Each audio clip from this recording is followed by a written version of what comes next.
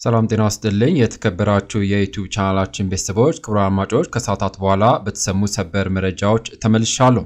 አሁን ከደቂቃዎች በፊት የእስራኤል ጦር ህዝቡ ወደ ተጠበቁ አካባቢዎች እንዲሄድና ከመንግስት አዲስ መግለጫ እስኪሰጥ ድረስ በዚያው እንዲቆዩ ማሳሰባቸው እንዲሁም አሜሪካ በኢራንና በእስራኤል ጦርነት ወታደራዊ ጣልቃ ገብነት እንዳትፈጽም ሩሲያ ማስጠንቀቋ መገለጹ በማከልም የሩሲያው መሪ በአያቶላ አሊ ካሚኒ ላይ የታቀደው ግድያ አስመልክቶ በፍጹም በዚህ ጉዳይ ላይ መወያየት እንደማይፈልጉ መግለጻቸው ጨምሮም የእስራኤል ጠቅላይ ሚኒስትር ቤንያሚን ኔታንያሁ የኢራን መሪ ከባድ ዋጋ ይከፍላሉ የሚል አስደንጋጭ ማስጠንቀቂያ በሰጡበት ወቅት በመካከለኛው ምስራቅ ያለው ውጥረት የተባባሰ መምጣቱ መገለጹ ከሀገር ውስጥ መረጃ ለእስር በተዳረጉት በነ ጆን ዳንኤል ጉዳይ በዛሬው የፍርድ ቤት ቀጠሯቸው የተሰማውን መረጃ ወደ እናንተ እናደርሳለን። ሌሎች ጉዳዮችን በዜና ዘገባችን በስፋት እንዳስሳለን።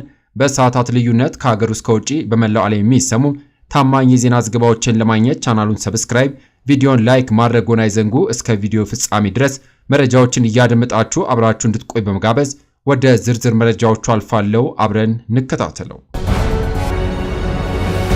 የእስራኤል ጦር አሁን በኤክስ ገጹ ላይ ባወጣው መግለጫ ከደቂቃዎች በፊት ከኢራን ወደ እስራኤል ሚሳኤሎች መተኮሳቸውን መለየቱና የመከላከያ ስርዓቶችም ይህንን ስጋት ለመጥለፍ እየሰሩ መሆኑን ገልጿል። በተጨማሪም የእስራኤል ሕዝብ ወደ ተጠበቁ አካባቢዎች እንዲሄዱና እስከሚቀጥለው ማስታወቂያ ድረስ እዚያ እንዲቆዩ ማዟል። ተጨማሪ መረጃ እንዲደረሰንም ወደ እናንተ እናቀርባለን። በሌላ በኩል ኢራን ዛሬ በእስራኤል ላይ በፈጸመቻቸው ጥቃቶች 271 ሰዎች መቁሰላቸው የአገሪቱ ጤና ሚኒስቴር ያሳወቀ ሲሆን ከእነዚህም ውስጥ 71ዱ የተጎዱት ሶሮኮ ሆስፒታል ላይ በተፈጸመ ጥቃት መሆኑ ተነግሯል። ቀላል ጉዳት ከደረሰባቸው አብዛኞቹ የቆሰሉት ጥበቃ ወደሚደረግላቸው ቦታዎች ሲወሰዱ ወይም ደግሞ በድንጋጤ ምክንያት መሆኑን የእስራኤል ጤና ሚኒስቴር በኤክስ ገጹ ላይ አስታውቋል።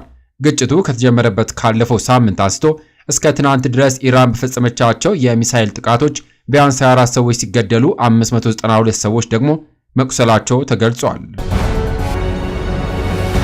በሌላ መረጃ አሜሪካ በኢራንና እስራኤል ጦርነት ጣልቃ እንዳትገባ ሩሲያ አስጠነቀቀች። አሜሪካ በኢራንና በእስራኤል ጦርነት ወታደራዊ ጣልቃ ገብነት እንዳትፈጽም ሩሲያ አስጠንቅቃለች። የሩሲያ ውጭ ጉዳይ ሚኒስትር ዋሽንግተን በኢራን ላይ ወታደራዊ እርምጃ እንዳትወስድም አስጠንቅቋል። እንደ ፍራንስ 24 ዘገባ ከሆነ የሩሲያ ውጭ ጉዳይ ሚኒስትር ቃል አቀባይ ማሪያ ዛክሮቭ ዋሽንግተን በሁኔታው ላይ ወታደራዊ ጣልቃ ገብነት እንዳትፈጽም ልናስጠነቅቅ እንወዳለን ሲሉ ለጋዜጠኞች ተናግሯል።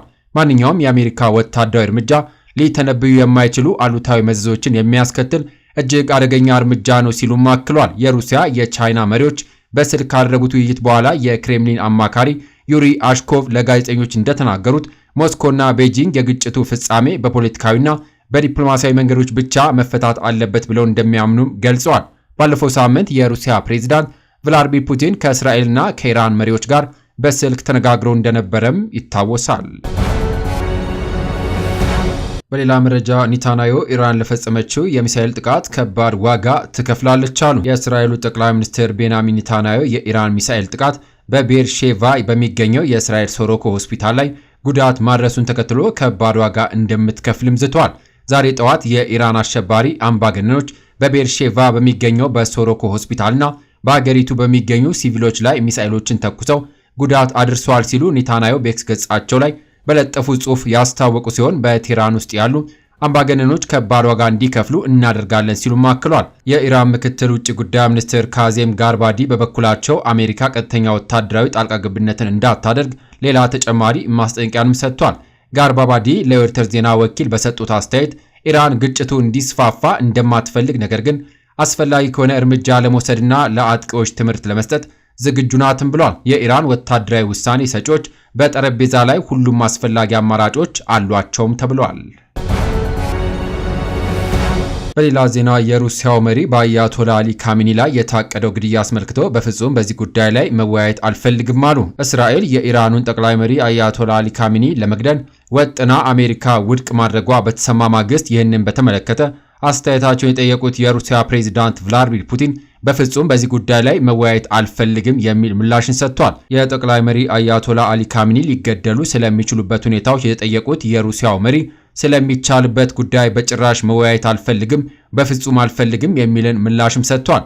ይህንን ሁሉ ሰማለው፣ ነገር ግን ልወያይበት እንኳን አልፈልግም ሲሉ በሴንት ፒተርስበርግ በነበረው የኢኮኖሚ መድረክ የጎንዮሽ ውይይት ለጋዜጠኞች ተናግሯል። ቀደም ሲል በአጃንስ ፍራንስ ፕሬስ የኢራን የሩሲያ እርዳታ ጠይቃ እንደሆነ የተጠየቁት ፑቲን የኢራን ወዳጆቻችን እርዳታችንን አልጠየቁም ማለታቸውንም ቢቢሲ ዘግቧል።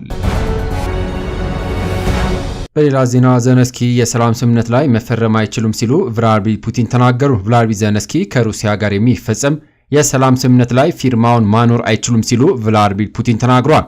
ዘለንስኪ ከኔ ጋር በሚደረግ የሰላም ንግግር ላይ መሳተፍ ይችላል፣ ይሁንና በሚፈጸመው ስምምነት ላይ ፊርማው ማኖር የሚያስችለው ህጋዊ ስልጣን የለውም ሲሉ ፑቲን የተናገሩት። ቭላድሚር ዘለንስኪ ከቭላድሚር ፑቲን ጋር ፊት ለፊት ተገናኝተው መደራደር እንደሚፈልጉ ከዚህ በተደጋጋሚ ማስታወቃቸው ይታወሳል። ይሁንና ዘለንስኪ በምርጫ ያገኙት የፕሬዝዳንትነት የሥራ ጊዜ ከመጠናቀቁ ጋር ተያይዞ ሩሲያ የሚፈጸመው ስምምነት በዘለንስኪ አይፈርምም በሚለው አቋሟ እስካሁን እንደ ጸናች ናት ሲል አርቲ ዘግቧል። ስምምነቱ ህጋዊ ስልጣን ባለው አካል ካልተፈረመ በስተቀር ከዘለንስኪ በኋላ የሚመጣው ፕሬዝዳንት ሊሰጠው ይችላል የሚል ስጋት መኖሩንም ተናግረዋል። ክቡራን አድማጮች ከሀገር ውስጥ መረጃ ከአዲስ አበባ መዳረሻውን መቀሌ ባደረገ የኢትዮጵያ አየር መንገድ ደህንነት አደጋ ላይ ለመጣል ተንቀሳቅሷል በሚል ለእስር የተዳረጉት እነ ጆን ዳንኤል የዋስትና ጥያቄ ላይ ተለዋጭ ቀጠሮ ተሰጠ። በከፍተኛ ፍርድ ቤትና በጠቅላይ ፍርድ ቤት በዋስ ወጥተን ክሳችንን በውጭ ሆነን እንከታተል የሚል ጥያቄ ያቀረቡት እነ ጆን ዳንኤል ጥያቄያቸው ከዚህ ቀደም በሁለቱም ፍርድ ቤቶች ተቀባይነት ባለማግኘቱ ለሰበር ሰሚ ችሎት ቅሬታ አቅርበው መታየት ጀምሮ በትናንትናው ዕለት ጠዋት የሰበር ሰሚ ችሎት ቀጠሮ ሰጥቷቸው ነበር። ይሁንና በ5 ዳኞች መዝገቡን የሚመለከተው ፍርድ ቤቱ በትናንት ውሎ ዳኞቹ ባለማሟላታቸው ጉዳዩን ማየት እንዳልቻለና ለሰኔ 15 ቀን ተለዋጭ ቀጠሮ እንደሰጣቸውም ለማወቅ ችለናል። በዚህም መሰረት ዮሐንስ ዳንኤል ወይም ጆን ዳንኤል፣ አማኑኤል መውጫ፣ ናትናኤል ወንደሰን፣ ኤልያስ ድሪባ፣ ይዲዲያ ነጻነትና እሌኒ ክንፈ የተባሉ 6 ተከሳሾች የኢትዮጵያ አየር መንገድ ደህንነትን አደጋ ላይ ለመጣል ተንቀሳቅሰዋል በሚል የቀረበባቸው ክስ ላይ የወንጀል ድርጊት እንዳልፈጸሙና ጥፋተኛም እንዳልሆኑ ከዚህ ቀደም ለችሎቱ መናገራቸውም ይታወቃል። ከነዚህ ተከሳሾች ውስጥ ይዲዲያ ነጻነትና እሌኒ ክንፈ የተባሉ ተከሳሾች በዋስ መለቀቃቸውን መዘገቡም አይዘነጋም። ክቡራን አድማጮች ከሀገር ውስጥ ከውጪ ለሰዓቱ ብታደምጧቸው ብለን የመራርንላችሁ ዘገባዎች እነዚህን ይመስሉ ነበረ።